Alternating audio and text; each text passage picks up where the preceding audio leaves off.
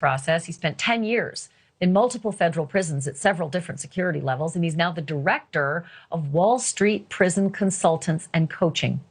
It's a company that trains people how to survive behind bars. And Alex Murdaugh could have used a few conferences with you, Larry Levine.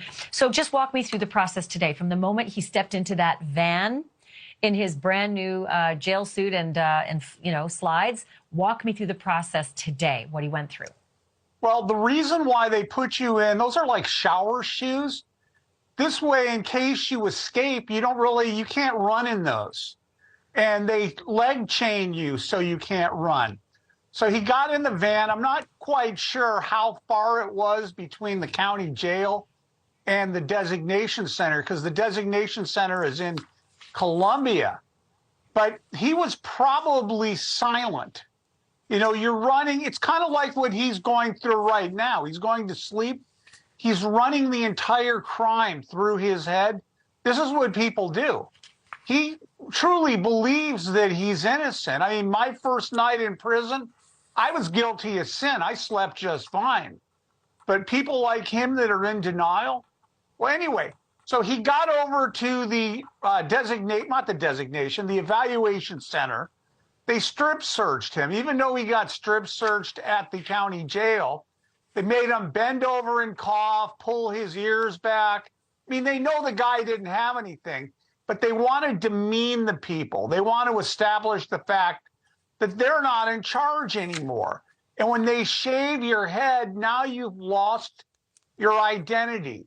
But a lot of people that go into these prisons shave their head anyway.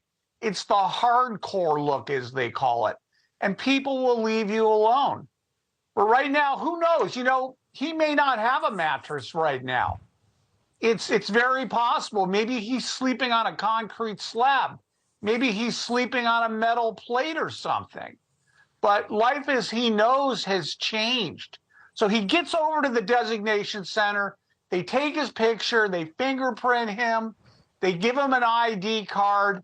I'm not quite sure. Ashley, what time did he get there? Do you know? It's hard. Yeah, it's hard to tell. I think Columbia from the Colton County courthouse might be a little over an hour. So it's possible, you know, midday, before lunch, around lunch. Well, at the prisons, they serve lunch usually around 10:30, 10 o'clock, because they've got a lot of people to serve. And then there's a 4 o'clock count everywhere across the country. So he probably had dinner, I don't know, maybe 4:30, 5 o'clock, something like that. Who knows if he even had lunch or anything in the county jail? We don't know. Or any appetite, frankly, right? Okay, so question for you about Suicide Watch. You know, his whole world has been upended. He's already spent time behind bars in the county jail, but this is a whole new life, right? He's just realizing it's over. It's toe tag parole. Well, would someone like this be on Suicide Watch?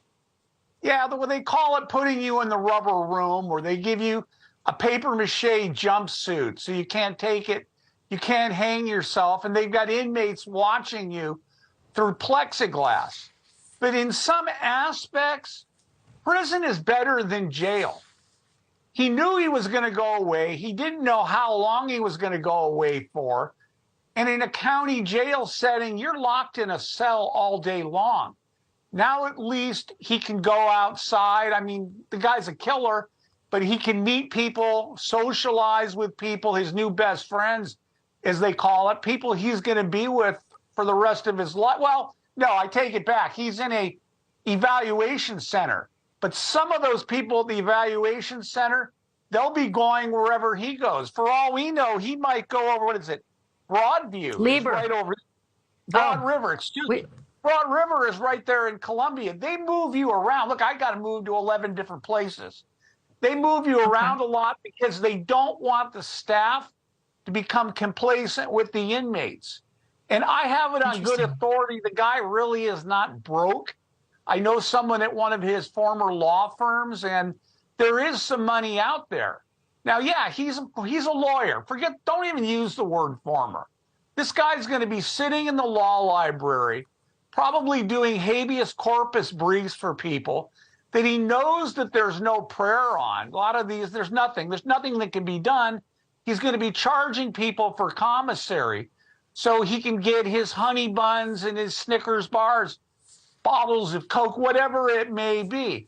So he'll probably end up running a scam in there also. And this will buy him protection, though, because a lot that's of what I people, thought. they need Because also, this Larry, false. he's big. You know, he's not a small guy. I think he's like 6'4". He's a big guy, and then he's got that big brain, and that's valuable. Well, I have to wrap it there, but can you give me 10 seconds here? Literally 10 seconds. That's all I've got on whether it's possible for his privileged family to find him a better setup. Is that off the books? I think you have a better chance of Jesus appearing in front of you right now than that happening. Well, Larry, bless you. And thank you for being here on a Friday night. It's always good to see you. Certainly. Bless you too. Thank you for watching. Go to newsnationnow.com to find News Nation on your television provider. And don't forget to click the red subscribe button below to get more of News Nation's fact-driven, unbiased coverage.